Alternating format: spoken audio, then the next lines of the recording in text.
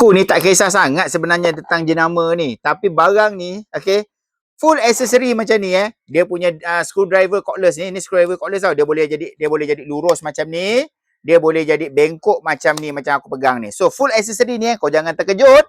Kau jangan terkejut tau. Harga dia, ya Allah. Aku rasa dia nak buang je lah ni. dia tak nak jual lah dia. Harga dia, aku dapat, kau pergi tengok ambil kuning. Yang ini full accessory tau. Dengan screwdriver dia. Dengan dia punya apa semua sekali.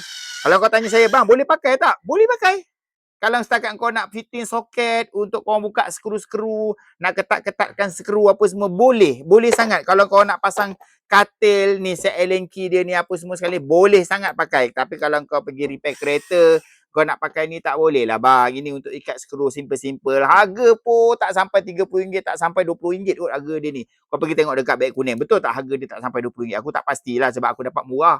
So jadinya kau pergi tengok dekat beg kuning korang. So ini screwdriver cordless. Okay, screwdriver cordless, dia boleh pusing 90 darjah, dia boleh jadi lurus, dia boleh jadi 90 darjah, dia boleh forward, reverse, full accessory seperti mana yang korang lihat ni. Okay, so dia punya mata depan dia ni standard size. Kalau korang beli skru yang lain, contoh korang beli aksesori yang lain, boleh tak pakai? Boleh. So ambil aksesori ni, masuk ke kat sini pun boleh sebab dia standard size. So kalau korang beli yang jenis macam ni, untuk skru zinc, boleh tak pakai?